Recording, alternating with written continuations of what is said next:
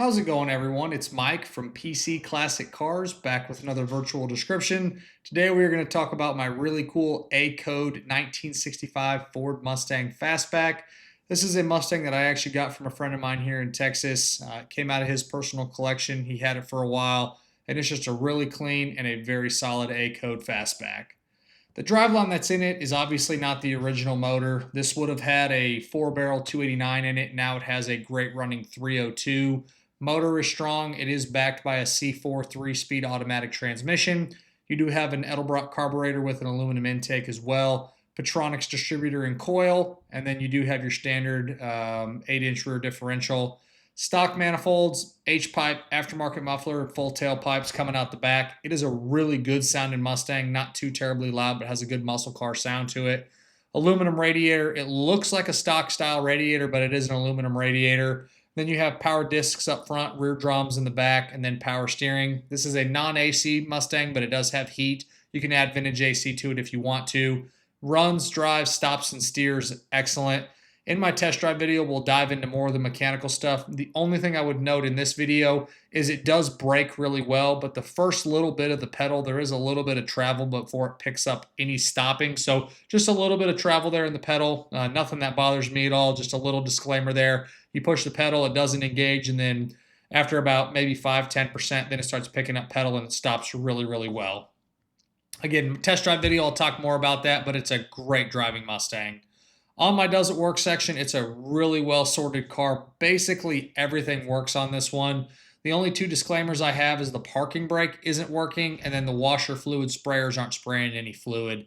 Everything else is going to be good to go. Take a look at my Does It Work section. It is posted on the website in multiple places, so y'all can check that out. On my pre-inspection, where I check for leaks, bushings, wear items of the steering and the suspension, this one, all of the fluids are in great shape. The charging system is doing what it's supposed to be doing.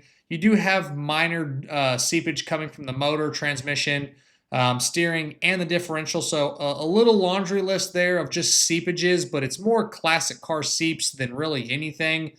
A vehicle that's going to sit there and not be regularly driven, you're going to get some seepage coming from it.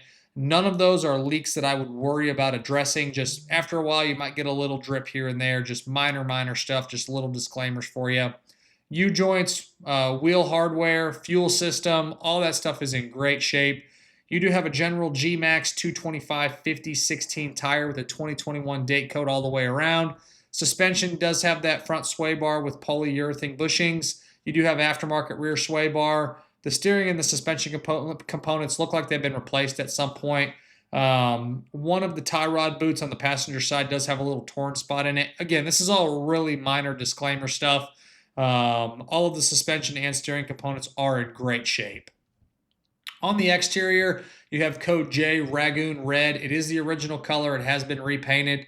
Paint quality on the car is very nice. It shows well. Doors open and close really nice. You have those 16-inch American Racing Torque Thrust D wheels with, again, a 225 50/16 2021 date code tire all the way around. Again, paint's in nice shape. You have some smaller little chips and little imperfections.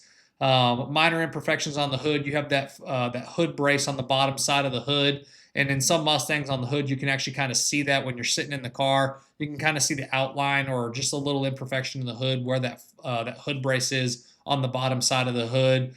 All of the glass is in really nice shape and looks like it was replaced at some point. You have a couple little road imperfections in the windshield, but it's really, really minimal. All of these little imperfections are going to be photoed in my additional informations tab posted on the website, pcclassiccars.com, so make sure y'all check that out. On the interior, it's code 25, which is the red interior. It all shows very nice and has been replaced at some point front to back. You have your standard buckets, your console, your floor shifter, carpet, mats, door panels, headliner and visors. All that stuff is great. You do have an aftermarket AM/FM cassette stereo with two 6x9 speakers behind the rear seats. Again, interior is very clean. Nothing is really out of place. The door sills are in good shape. The door jambs are in really nice shape. It is manual windows, manual locks, obviously, but a very, very nice, clean, stock style interior outside of, obviously, the stereo.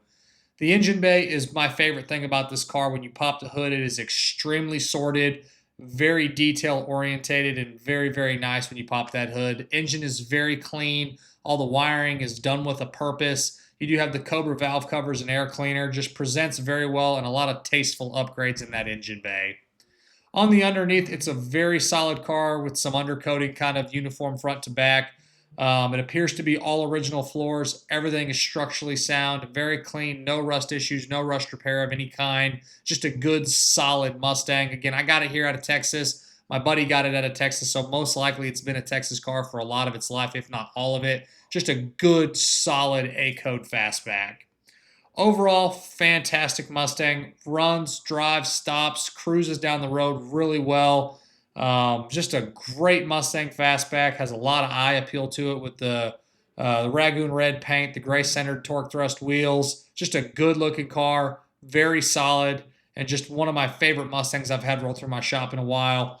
If I was going to personally keep this car, I would go ahead and I would buy the vintage AC kit. That would take the car to the next level. Some people love aftermarket air, some people don't. This car, for me, I would personally put AC on it. Just make it a little bit more user-friendly here in this Texas heat. But other than that, it is a great car. And as always, I appreciate y'all stopping in to watch another one of my virtual descriptions. Make sure you check out that test drive video along with the additional informations tab. Both are posted on my website, pcclassiccars.com. And I'll catch you guys on the next video. Have a great weekend.